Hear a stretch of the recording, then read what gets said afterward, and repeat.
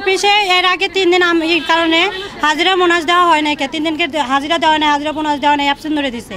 সেই জন্য আমরা এই আন্দোলন করতেছি। আবার কালকে 32 জন লোককে ছাড়াই করছে। কিসের জন্য ছাড়াই করবে? সেই জন্য এই আন্দোলন, তাছাড়া কি সাসপেন্ড করে দিয়েছে। আবার এই মানে স্টাফরাই উস্কা দেয় দিয়া তাদের নাম থাকে আর আমাদের বাই করে দেবে কিছু না, তাদের আমরা পদত্যাগ চাই। আমরা গত 3 দিন অ্যাবসেন্ট করছে, হাজিরা বোনাস দেয় নাই, সে কারণে আমাদের আন্দোলন। হাজিরা বোনাস দেয় নাই, 5 জনকে বের করে দিছে, তাদের 3 মাসের 13 দিনের কোনো বেতন দেয় নাই। এ কারণে আমাদের আন্দোলন।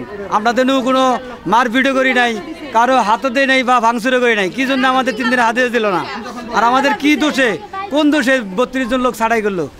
বান্ডেল থাকলে প্রতি সেনমানিতে টাকা বাঁচবে।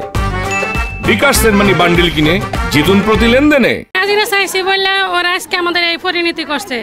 কাল আমরা হাজিরা 3 দিন চাইছি, আশপাশে ফ্যাক্টরিতে আরো 13 দিন, কেউ 8 দিন। ওরা যদি হাজিরা দিতে পারে তা আমাদের কোম্পানি কি জন্য দিবে না?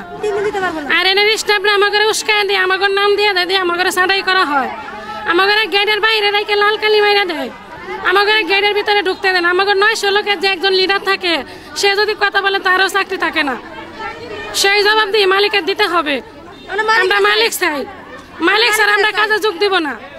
স্থানীয় লোকে যদি আমাদের হুমকি দেওয়া, বাসায় বাসায় দেয় হুমকি দেয়, এনে আমাদের নিরাপত্তা কি? পুলিশে বেলা খেলা হবে, তোমরা ভিতরে যদি না ঢুকো তোমাদের সাথে খেলা হবে। এনে সরকারি প্রশাসন কি জন্য এই ধরনের কথা বলবে?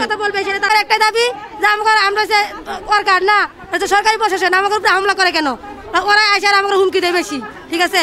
আমাদের মনে করেন 3 দিনে আমরা হাজিরা দেয় না, আন্দোলন করছি, কাম বন্ধ করছি, তাই আমাকে মেয়ের গায়ে হাত তুলে আসে, এরা মেয়েদেরকে হুমকি দেয়, মেয়েদের উন্নয়ন ধরে নিয়ে যায় গা। ওরা এরকম খারাপ লোক। আমরা ডিজে আমরা তার মানে মালিকরা চাই, মালিক আসবো আমরা কথা কমু।